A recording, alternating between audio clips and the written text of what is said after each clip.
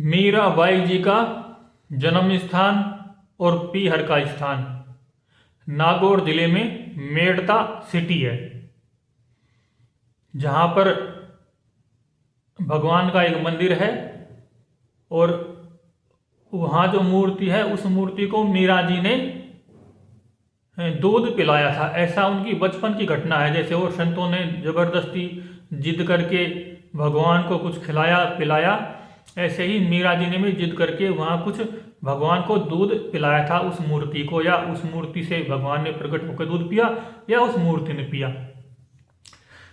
तो जो मीरा जी जो थी वो मेड़ता तहसील आजकल है, उस जगह पे उसका मीरा जी का पीहर था।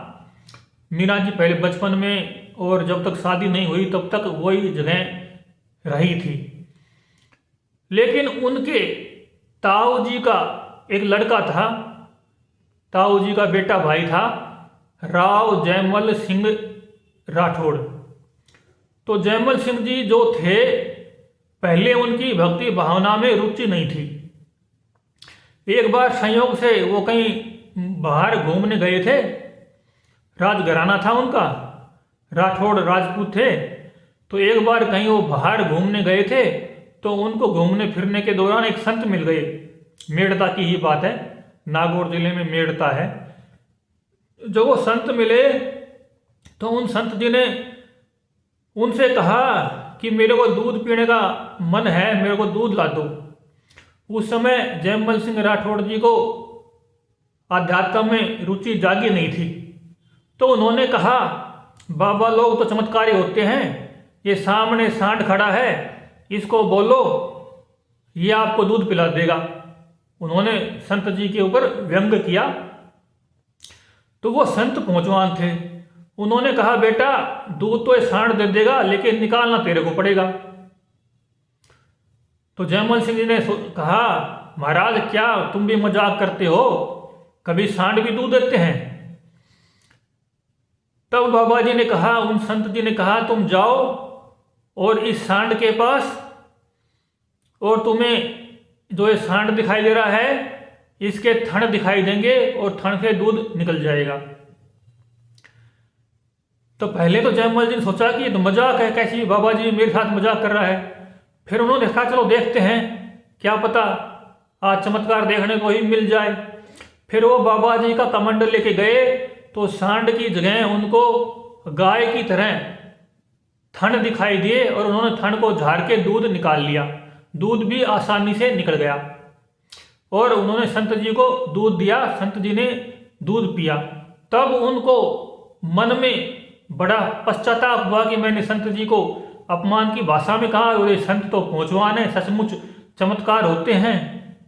अब कोई कहे कि भाई चमत्कार नहीं होते हैं या नहीं मानते हैं, लेकिन भक्तों की जीवनियों में ऐसी बहुत सारी घटनाएं आती हैं जहाँ चमत्कारी घटनाएं हैं, और जो सिद्ध पुरुष होते हैं वो इस तरह की छोटी मोटी चीज़ें कर सकते हैं। हालांकि आप कहोगे कि भाई फिर तो सारी दुनिया के लिए संत लोग ऐसे जादू का डंडा घुमा दें कि सभी को दूध पिलाते हैं, ऐसा नहीं होता है। संत लोग भी जब किसी जीव को जगाते हैं, प्रेरणा देते हैं, लोगों में श्रद्धा फूंकते हैं, श्रद्धा जगाते हैं, तब ऐसी घटनाएं कभी कभी हो जाती हैं। अब इनको आप सम्मोहन विज्ञान से मान लो या सृष्टि उत्पन्न करने के सिद्धांत से मान लो। जैसे योग वशिष्ठ में कहा है ना कि संकल्प से सृष्टि उत्पन्न होती है, तो संत संकल्प से सृष्टि उत्पन्न कर सकते हैं, तो वो दूध भी उत्पन्न कर सकते हैं। अब वो दूध सीधा आसमान से उतरता है या किसी गौ माता के से प्रकट होता है या सांड से होता है, वो संतों की संकल्प सिद्धि होती है या उनका सम्मोहन विज्ञान हो सकता है। तो उसके बाद से जयमल सिंह जी राठौड़ साहब भगवान की भक्ति में लग गए।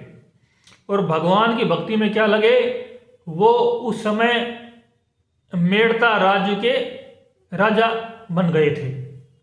ये घटना काफ़ी बाद की है। पहले तो मीरा जी के ताऊ जी राजा थे, फिर वो बन गए थे राजा।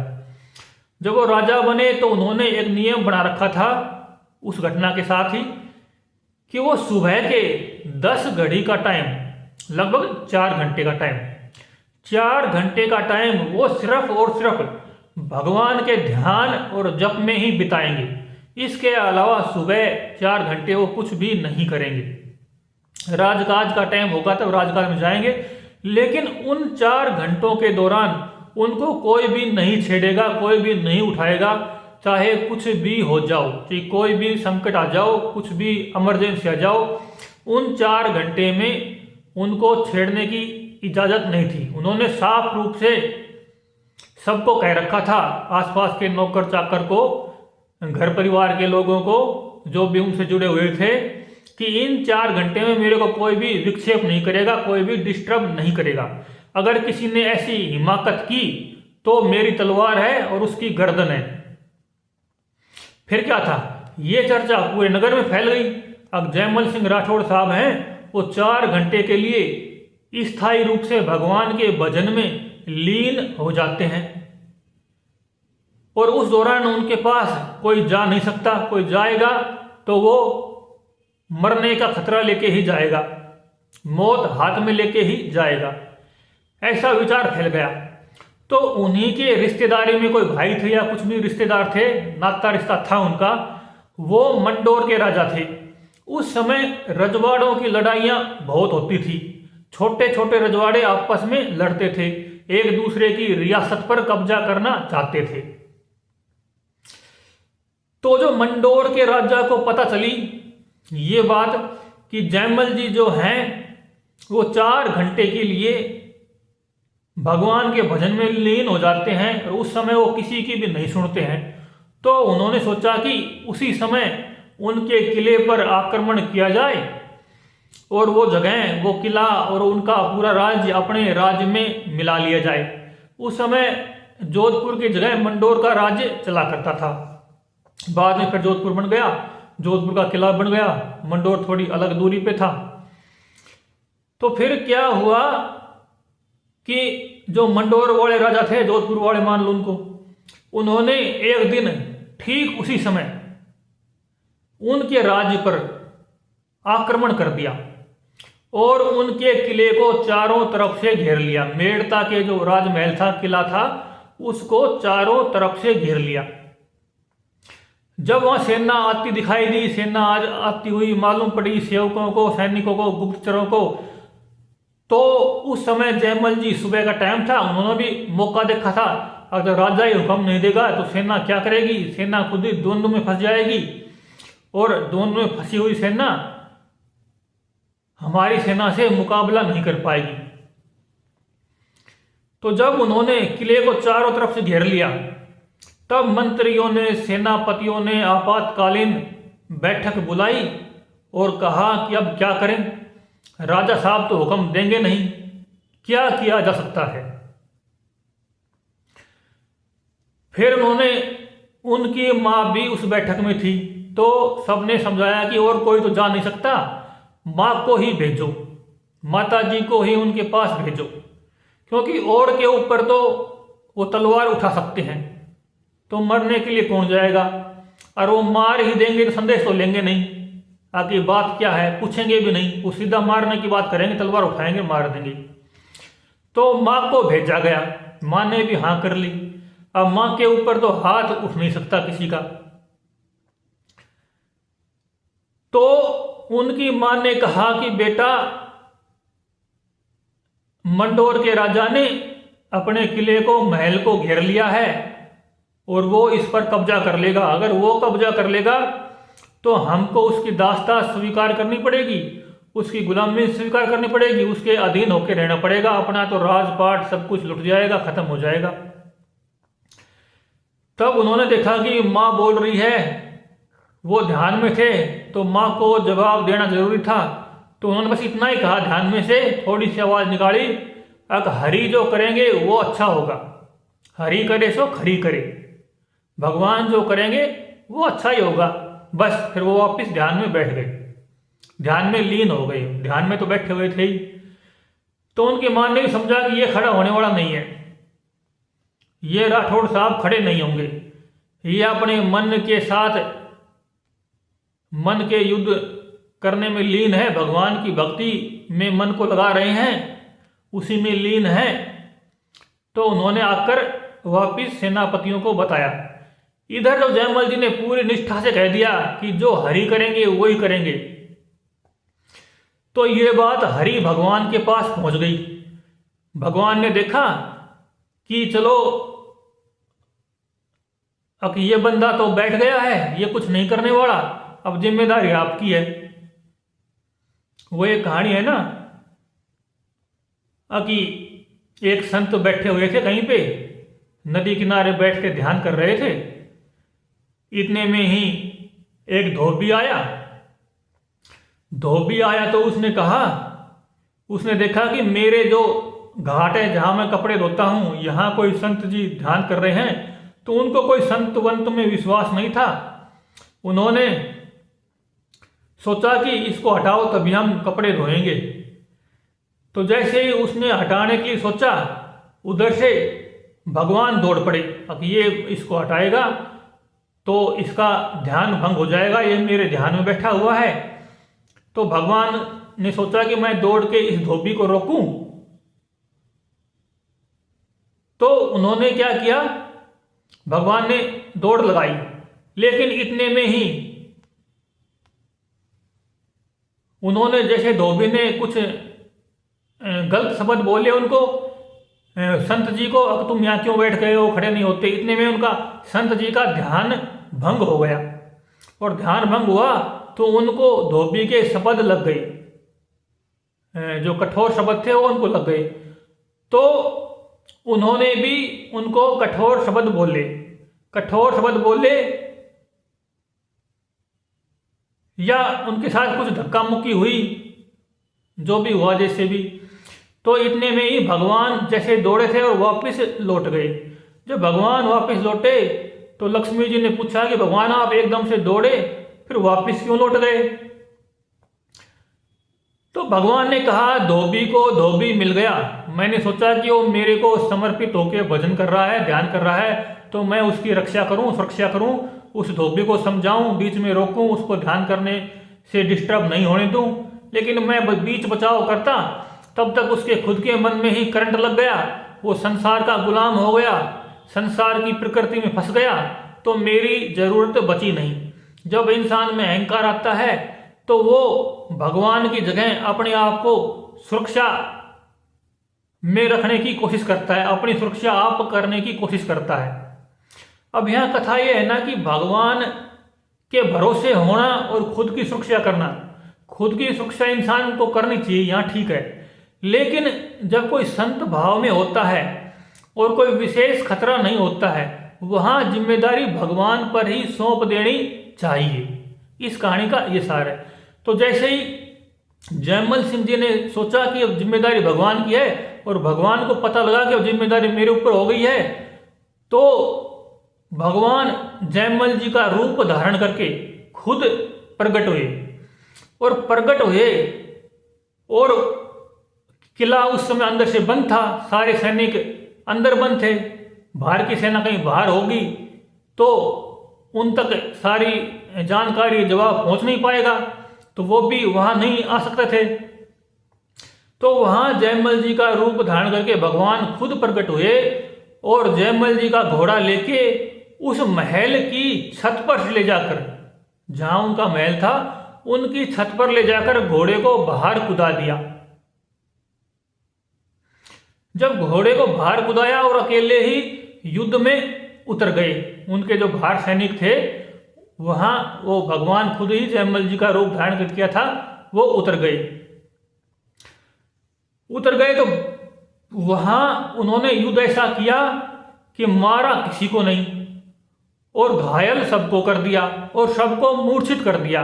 अपने बाण चला चलाकर, तलवार चला चलाकर भगवान ने ऐसा कुछ किया, ऐसी लीला दिखाई कि वहां उनकी सारी सेना मूर्छित हो गई।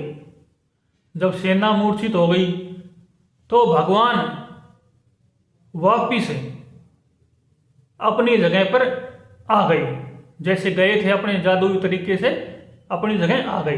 एक कहानी तो ये कहती है कि वो छत पर से घोड़ा ले जाके कूदा के गए थे। एक कहानी ये कहती है कि जयमल जी खुद प्रकट हुए, वहां पे एक जयमल जी बैठे हुए थे, दूसरे जयमल जी प्रकट हुए, उन्होंने घोड़े पर बैठ के और सेना को ले जाके उनके साथ युद्ध किया, सेना सहित युद्ध किया। ये दोनों कहानी अलग अलग हैं, पर एक बात निश्चित है कि वहाँ जयमल जी की जगह खुद भगवान प्रकट हुए थे और जयमल जी की जगह युद्ध किया और उस सेना को हरा दिया। ये बात तो भक्तमाल के ग्रंथों में सत्य है। अब भगवान वहाँ प्रकट हुए और उन्होंने सेना को हराया। अब वो सेना को अपनी जयमल जी की सेना को लेके गए या नहीं लेके गए, इसमें दो मत हैं। अब जो भी मत हो, मेन बात है जयमल जी वहाँ अपने ध्यान भजन में बैठे हुए थे और उनकी जगह खुद भगवान प्रकट हो गए थे। सबसे महत्वपूर्ण बात यह है, जब जयमल जी उठ के आए ध्यान से, उनके 4 घंटे पूरे हुए, तब तक भगवान और सेना सब वापस आ गए थे। सेना नहीं गई थी तो भगवान वापस आ गए थे। लेकिन जब उन्होंने कहा कि चलो मैं युद्ध में जाऊंगा, मेरा घोड़ा कहाँ है, जब वो घोड़े के पास गए तो उन्होंने देखा कि घोड़ा तो हाँफ रहा है, जैसे इसने बहुत लंबी सवारी की हो, बहुत लंबा मेहनत करके दौड़ लगाई हो, इस तरह पसीना पसीना हो रहा है और हाँफ रहा है। तब उनको पता चला कि मैं तो यहाँ बैठा था, किसी ने बताया कि ये घटना हो गई है और आप युद्ध बैठे हुए थे और बाहर शत्रु सेना पूरी तरह से पराजित होकर मूर्छित पड़ी है। जब वो बाहर गए, बाहर जाके देखा तो उन्होंने सच में देखा कि बाहर पूरी सेना मूर्छित हुए पड़ी है। और जब पास जाकर देखा, एक एक आदमी के पास जाकर देखा, तो जो उनका राजा था मंडोर वाला, वो रिश्ते में उनका कुछ था ही, भाई था या जो कुछ भी था, उनके पास गए। उनके पास गए तो उनको होश था। तब उनकी बातचीत हुई। तब उन्होंने कहा कि तुम्हारा वो सिपाही कौन था। अब उनको तो सिपाही दिखाई दे रहा था, इधर जयमल जी थे, उनको सिपाही दिखाई दे रहा था। अब वो सिपाही कौन था जिस तो सांवले सांवले रंग का था, उम्र उसकी 16 के आसपास थी, उसके तीर ऐसे चले मेरी पूरी सेना ही मूर्छित हो गई, घायल हो गई, पता नहीं कौन जिंदा है कौन मुर्दा है। आप कृपा करके मेरे को उस सिपाही से मिलवा दो एक बार, उस राजा ने कहा। तो जयमल जी बोले मेरा सिपाही कौन था जो यहां आपसे युद्ध किया। बोला देखो तो कोई तो था, तभी तो ये युद्ध हुआ है, सारे सैनिक मूर्छित पड़े हैं। तब उनको पूरा पूरा विश्वास हो गया कि खुद भगवान ही यहाँ आए हैं और उन्होंने ही ये सब कुछ लीला करी है। मैं ध्यान में बैठा हुआ था और मेरी जिम्मेदारी भगवान ने ही ली है। तब उन्होंने कहा उसको तो मैंने भी नहीं देखा, मैं आपको कैसे दिखा दूं। हालांकि जयमल जी बहुत गहरा ध्यान किया करते थे, उनको कुछ ना कुछ अनुभूतियां थी। तो बोला कि मैंने इस तरह नहीं देखा। अब वहां क्या था कि युद्ध में भगवान खुद प्रकट होकर दिखाई दे रहे थे, घोड़े पे बैठ के दिखाई दे रहे थे उस दूसरे वाले राजा को, मंडोर वाले राजा को। लेकिन जयमल जी को इस तरह कभी दर्शन हुए नहीं थे। तब उन्होंने कहा कि भाई तुम मेरे दुश्मन नहीं हो, तुम तो मेरे लिए पूजनीय हो, जिसके लिए मेरे भगवान ने आपसे युद्ध लड़ा और आपको दर्शन दिए। भलाई युद्ध के माध्यम से ही आपको दर्शन दिए, जिसने भगवान के दर्शन कर लिए हो वो तो परम पूजनीय है। तो मंडोर वाले राजा बोले जयमल जी परम पूजनीय तो आप हो कि आपके वजह से मेरे को भगवान के दर्शन हुए और आपके लिए भगवान मेरे से लड़ने के लिए आए, मेरे को दर्शन करा दो, मैं उसकी सूरत देखना चाहता हूं। उन्होंने तीर तो कम चलाए, नैनों के तीर ऐसे चलाए कि उनकी मोहिनी मूरत देख के मेरा मन सिर्फ उन्हीं की ओर जाता है। बस अब तो मैं जिंदा रहूं या मरूं, कृपा करके आप मेरे को उनके दर्शन करा दो। फिर कहते हैं जयमल जी ने उनसे भगवान से प्रार्थना की, भगवान मैंने भी आपका रूप नहीं देखा, इसने भी नहीं देखा। जब बहुत बहुत प्रार्थना की तो भगवान वहाँ प्रकट हुए और उन दोनों को दर्शन दिए। उसके बाद वो इतने प्रभावित हुए, उन्होंने कभी भी जयमल सिंह राठौड़ जी की नगरी की तरफ, रियासत की तरफ आंख उठाने की हिम्मत ही नहीं की। एक पक्का मित्र का ही संबंध बना लिया उन्होंने। तो ये घटना हमें बताती है कि भगवान के भरोसे जो हो जाता है तो भगवान उसकी रक्षा करते हैं। फिर कई बार क्या होता है कि भगत ही सोचता है कि मेरी रक्षा क्यों नहीं की, लेकिन जब भगत के अंदर भी इतना समर्पण हो कि वो सब कुछ लुटाने को तैयार हो, अगर लुट जाए तो भी उसकी निष्ठा में कोई फर्क नहीं पड़े। अब जयमल जी को पता थोड़ी था कि भगवान मेरे लिए प्रकट होंगे और ऐसा कुछ कर देंगे। उन्होंने कहा भगवान जो करेंगे वो ठीक है, जो भी करेंगे उनकी मर्जी होगी। मतलब उन्होंने ये सोच लिया था कि अब मैं ध्यान तो नहीं छोड़ूंगा, जो भगवान के ध्यान में बैठा हूं इस टाइम को मैं डिस्टर्ब नहीं होने दूंगा, चाहे रात जाए चाहे कुछ भी जाए। जब इतनी हिम्मत होती है ना तब कुछ घटनाएं घट सकती हैं। जब भक्त पूर्ण रूप से भगवान को समर्पित होता है, प्रकृति में अपने आप को समर्पित कर देता है, तब भगवान की लीला प्रकट होने की भूमिका बन सकती है। अब कहते तो ये भी हैं कि जयमल सिंह जी जो थे वो अपने महल के ऊपर, जो ऊपर वाला मकान था जिसको चौबारा बोलते हैं, सेकंड मंजिल बोलते हैं, वहां भगवान की मूर्ति स्थापित कर रखी थी और वहीं पूजा पाठ ध्यान किया करते थे ऊपर की ओर। फिर एक बार गर्मी का मौसम था तो उन्होंने सोचा कि भगवान की पूजा तो मैं करता हूं, तो सुबह तो ठंड होती है, वैसे उन्होंने भगवान के लिए ठंड की व्यवस्था कर रखी थी, पानी वानी की व्यवस्था कर रखी थी, खस की टाटियां बना के रखी हुई थी, सेवा के लिए पूरी व्यवस्था थी। लेकिन उसकी ऐसी भावना थी कि भगवान को गर्मी तो लगती होगी। एक दिन शाम को ऐसा विचार आया कि हमको गर्मी लगती है तो भगवान जब अंदर कमरे में रहते हैं शाम के समय तो उनको भी गर्मी लगती होगी।